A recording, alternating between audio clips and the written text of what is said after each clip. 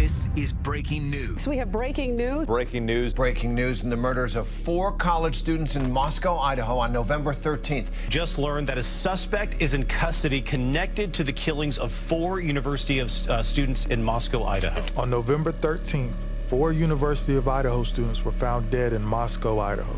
Police hadn't said much about the case in almost 7 weeks, and there were very few leads. There were even rumors going around that the investigation might have been cold. But on December 13th, a man was arrested in Pennsylvania near the Poconos on a warrant for murder in the first degree, a 28-year-old man who goes by the name of Bryan Kohberger.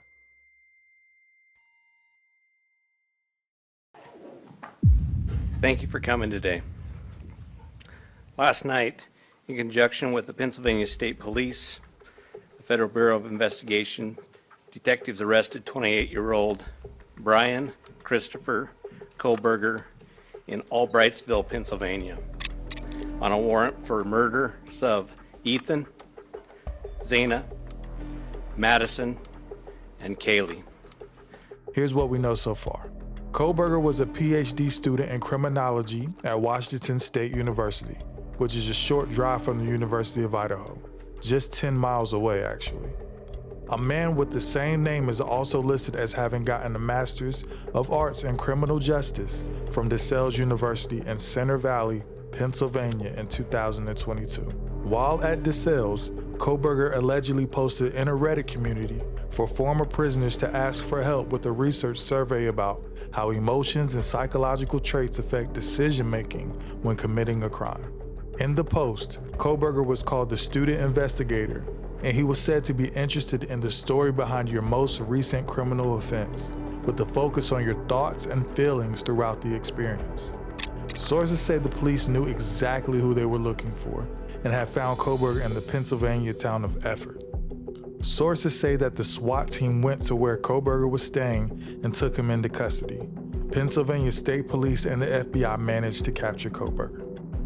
Kohberger went before a judge in Monroe County at 8:30 on Friday, December 30th, and court records show that he is now in the Monroe County prison. On January 3rd, he is scheduled to show up at a hearing on his extradition to Idaho to face charges. This news comes a day after police said they had gotten about 20,000 tips through more than 9,000 emails, 4,500 phone calls, and 6,000 digital media submissions. They also said they had interviewed more than 300 people in the case of the 4 students who were killed in a home off campus.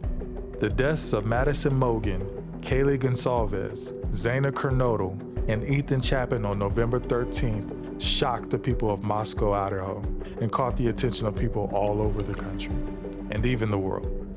In the early hours of November 13th, each of the 4 students were probably sleeping when they were each stabbed multiple times. A coroner said that some of the victims had self-defensive wounds, but there were no signs of sexual assault. At first, the killings were a mystery to law enforcement. For weeks, they couldn't find a suspect or a murder weapon. But the case got going when police asked the public for help finding a white 2011-2013 Hyundai Elantra that had been seen near the house around the time the murders happened.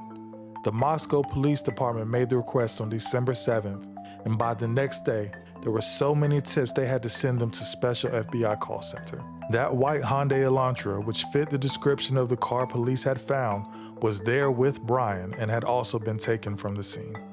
In a video statement released on Thursday, Moscow Police Chief James Fry said the house was being given to a professional crime scene cleanup team to get rid of biohazards like blood and forensic chemicals used by investigators. The people who run Team Idaho Property Management, which is in charge of the house, said that the police will stay in charge of the property during the whole cleanup process. Once the work is done, MPD will give the house back to the company that takes care of it. Now with the primary suspect in custody, we can only assume that there is a sigh of relief from the Moscow community as well as the loved ones of the students. However, the real question now is, if found to be guilty of the charged crime of first-degree murder, why? Why that house? Why those students? Why those rooms? Also, how? How was he able to get in the house? How did he know the layout of the house? And if this was a targeted attack, How did he know the victims? Or who did he know? Hopefully, we get the answers to these questions soon. If you enjoyed this content, please like and subscribe and check out this next video where we highlight another tragic cold case.